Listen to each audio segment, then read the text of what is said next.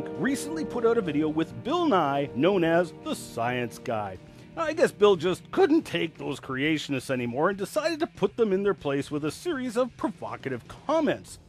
Denial of evolution is unique to the United States. I mean, we are the world's most advanced technological, so I mean, you could say Japan, but generally the United States is where most of the innovation still happens. I'm sure he knows better than that. After all, not only is evolution criticized widely in the United States by at least 40% of its citizens, creationism is certainly taught in South Africa, India, South Korea, Brazil. Smaller factions of creationists probably are found in Japan, Israel, Australia, New Zealand, and Canada. Canada has consistently shown about the same numbers as the US. South Korea is not far behind, and in fact, a 2011 survey of South Korean biology teachers found that 40% of them concluded much of the scientific community doubts if evolution occurs. In fact, perhaps the reason for Americans doubting evolution is because of education. People in the US, in the spirit of proper scientific inquiry, get to hear evidence against evolution and for creation. We saw the results of such public education right here in Canada. Angus Reid conducted a poll of Canadian beliefs and found that the belief of Albertans was consistent with the rest of the country. 58% agreed with the evolution statement, which included those who believe God used evolution. 28% agreed with the strict young Earth creationist position, and 14% weren't sure what they believed. The Big Valley Creation Science Museum opened its doors presenting profound scientific evidence refuting evolution and affirming that the Earth is young and that there was a creator. Anybody could go and see and judge the evidence for themselves. 1 year later, Angus Reid conducted the same poll right across the country, and the rest of Canada was pretty much exactly the same as it was the year before. Alberta, however, had taken a complete about-face, with the majority of 40% now believing the young Earth creation statement, 37% believing the evolution statement, and 23% deciding that they just didn't know anymore. People still move to the United States. And that's largely because of the intellectual capital we have, the general understanding of science. Oh, come on, Bill. You didn't really think you could pull a bait and switch like you did without anyone noticing, did you? Notice that Mr. Bill exchanged the word evolution with science. Science is not interchangeable with evolution, Mr. Bill. Now, you're certainly welcome to believe in evolution, and even though I disagree with you, you're certainly allowed to believe evolution is scientific.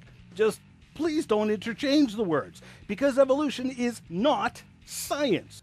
When you have a portion of the population that doesn't believe in that, it holds everybody back, really. Let us reverse his replacement of the word science and reiterate what he was really saying. People still move to the United States, and that's largely because of the intellectual capital we have, the general understanding of evolution. When you have a portion of the population that doesn't believe in that, it holds everybody back, really. Yeah, does it ever? Back on Earth, the crew of Apollo 8 has a message that we would like to send to you. In the beginning, God created the heaven and the earth. And the earth was without form and void, and darkness was upon the face of the deep. And the Spirit of God moved upon the face of the waters.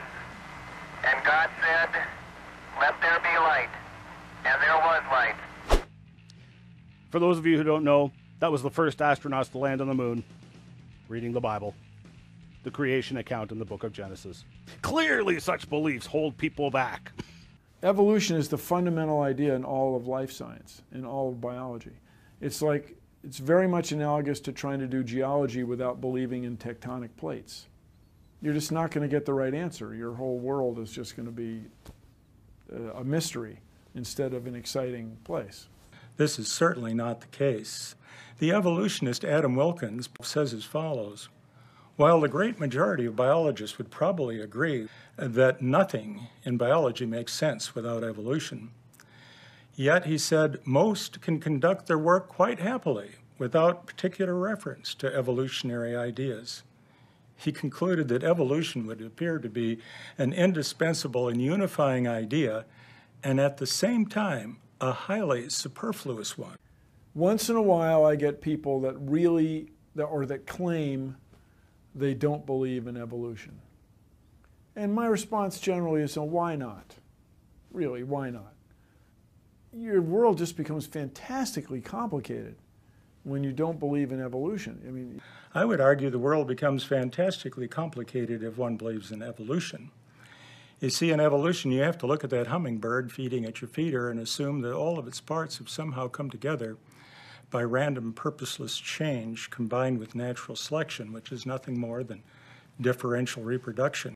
The idea of deep time, of this billions of years, explains so much of the world around us. If you try to ignore that, your worldview just becomes untenable, self-inconsistent.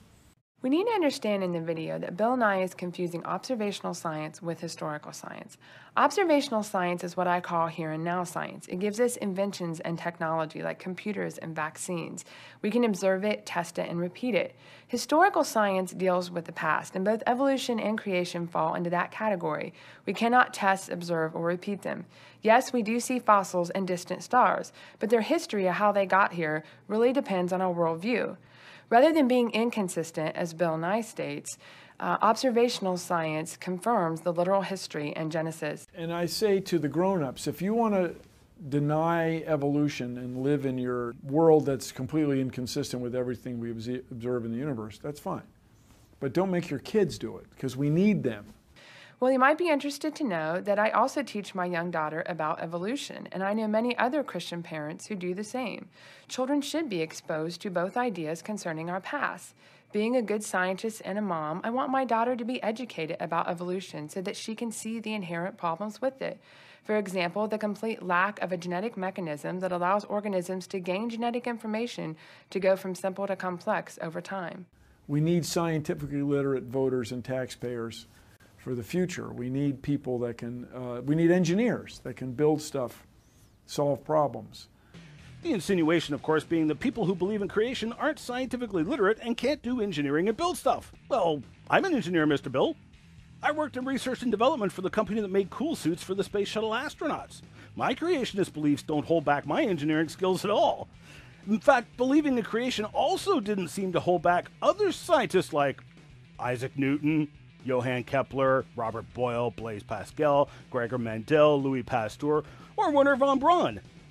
Raymond Damadian somehow managed to invent magnetic resonance imaging in spite of his strict young Earth creationist beliefs.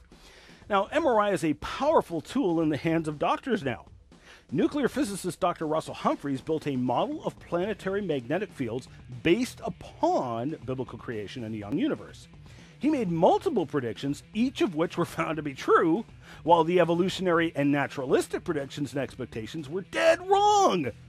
It is not my intention to be harsh with my evolutionary friends, but we need to understand that evolutionary theory has hindered scientific research over the decades. For example, your appendix is just a useless leftover from your evolutionary ascent, right? That is an evolutionary assumption. The creationary position would be, it's there, we were created, therefore it has purpose. Now, which worldview encourages finding out the purpose of the appendix, Mr. Bill?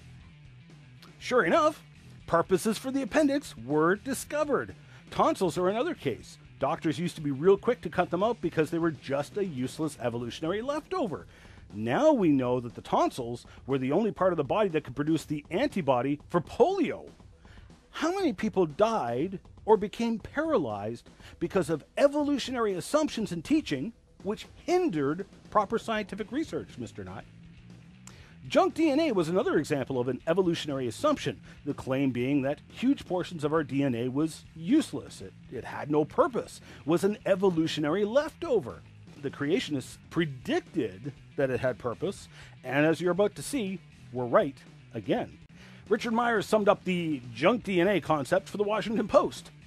This concept of junk DNA is really not accurate. It is an outdated metaphor to explain our genome. Ewan Birney, data analysis coordinator for the ENCODE project, said in the Nature News interview, "There are things we thought we understood, and yet it's much, much more complex. And then places of the genome we thought were completely silent, and they're teeming with life. They're teeming with things going on. We still really don't understand that." The Nature News report summed it up like this: The consortium has assigned some sort of function to roughly 80% of the genome. So, within a matter of a few short years, we went from only 1% of the DNA actually doing something to at least 80% of the DNA does something. And we're not finished yet. Lastly, I should remind Mr. Nye of the 1990 study by Bishop and Anderson of 110 college juniors and seniors in which they concluded that evolution doubters actually scored higher in understanding scientific conceptions. It's just really a hard thing. It's really a hard thing. You know, in another couple centuries, that worldview, I'm sure, it just won't exist.